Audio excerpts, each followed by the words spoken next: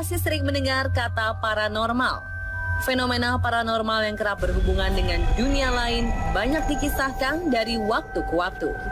Di negeri kita, kata tersebut lazim digunakan untuk orang-orang yang dianggap memiliki kekuatan melampaui batas normal orang awam dalam berinteraksi dengan dunia lain. Bahkan sebagian masyarakat menyebutnya dengan dukun. Lalu, percayakah Anda dengan paranormal?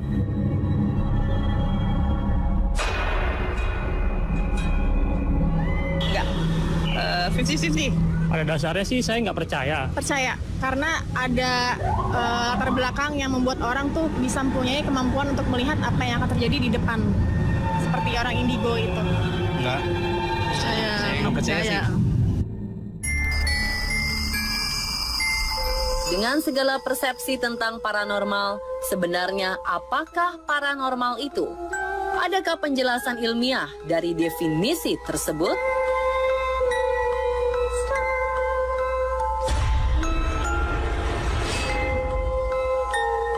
Kata paranormal sebenarnya berasal dari bahasa Yunani, yaitu para yang berarti di luar atau melampaui, dan normal yang berarti sesuatu yang wajar atau rasional.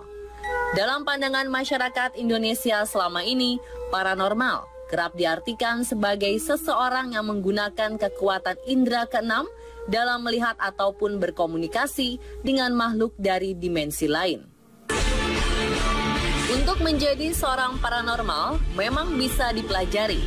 Namun hasil yang nampak pada seseorang yang mempunyai bakat secara keturunan akan jauh berbeda dengan yang tidak mempunyai bakat dalam hal-hal yang berkaitan dengan dunia tak kasat mata.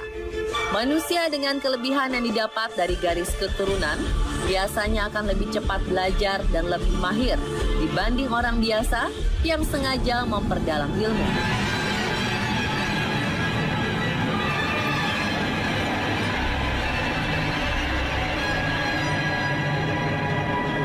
Dimensi lain yang dihuni oleh para makhluk tak kasat mata sering sekali menimbulkan rasa penasaran untuk mengetahui dan berkomunikasi dengan mereka.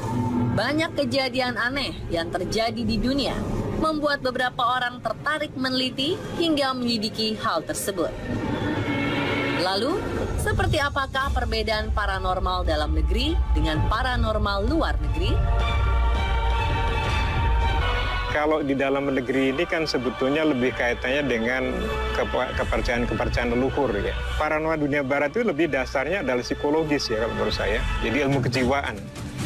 Jadi artinya dia sampai kepada di metode ilmiahkan ya paranormal mereka itu.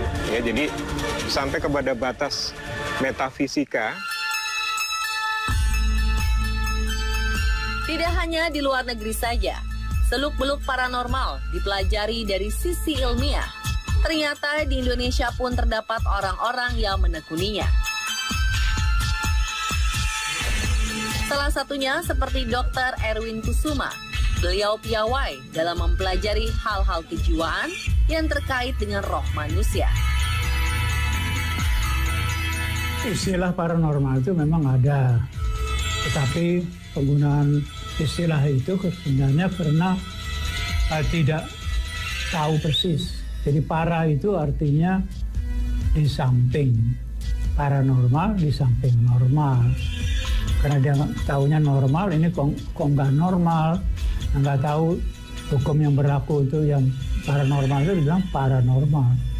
Padahal sebenarnya normal semua.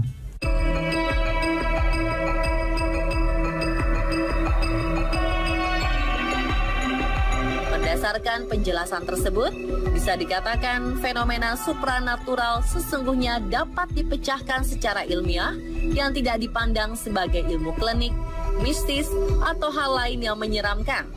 Salah satu contohnya mungkin seperti gelombang elektromagnetik pada tubuh manusia yang dikenal dengan istilah aura. Saat ini, jika ingin melihat aura tubuh manusia, kita dapat melihatnya melalui scan aura. Tidak lagi mengandalkan seseorang yang mempunyai bakat di luar nalar untuk menjelaskannya.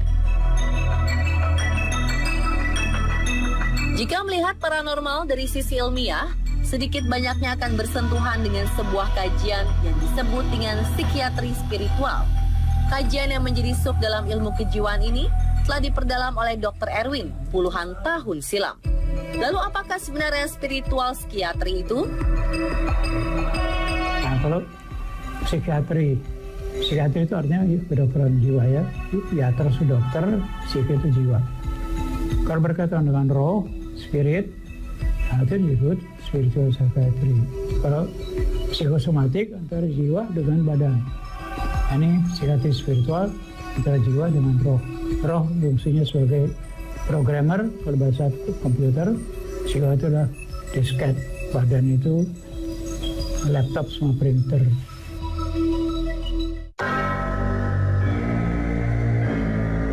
Normalnya manusia memiliki 5 macam indera, yaitu indera penglihat pada mata, indera peraba pada kulit, indera pembau pada hidung, indera perasa pada lidah, dan indera pendengar pada telinga.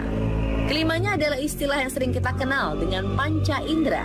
Di luar 5 indera tersebut, banyak orang meyakini adanya indera keenam. Terkait dengan indera keenam, seringkali timbul pertanyaan, apakah indera keenam bisa dimiliki setiap orang? Bisa kalau mau, tergantung orang yang mau apa enggak. Dan kalau orang mau, tergantung pendidikannya. Menggunakan indera keenam atau intuisi adalah kemampuan untuk menerima gelombang frekuensi dan kemudian menginterpretasikan energi dari alam semesta, lingkungan kita, orang lain, bahkan makhluk tak kasat mata sekalipun. Untuk bisa menangkap sinyal energi dibutuhkan ketenangan pikiran. Lalu siapakah yang dapat mengendalikan indera keenam tersebut? Apakah diri sendiri atau terdapat faktor lain? Yang mengendalikan siapa? Yang mengendalikan roh. Karena manusia itu adalah roh dengan jiwa dan badan. Ketidaksamaan budaya timur dan barat menimbulkan ketidaksamaan persepsi mengenai paranormal. Budaya barat lebih menitik beratkan pada pemikiran rasional, sedangkan budaya timur merupakan budaya yang tidak asing dengan hal yang berbentuk irasional atau klinik.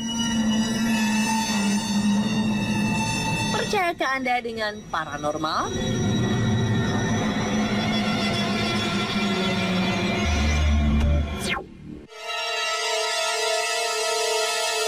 Tidak sedikit turis yang berkunjung merasakan kehadiran sosok misterius di beberapa istana tua ini, seperti penampakan The Grey Lady di Hampton Court, sosok misterius penunggu istana Edinburgh, dan sosok gadis kecil yang hidup di zaman dulu di Skipton Castle. Temukan jawabannya setelah yang satu ini, jangan kemana-mana ya.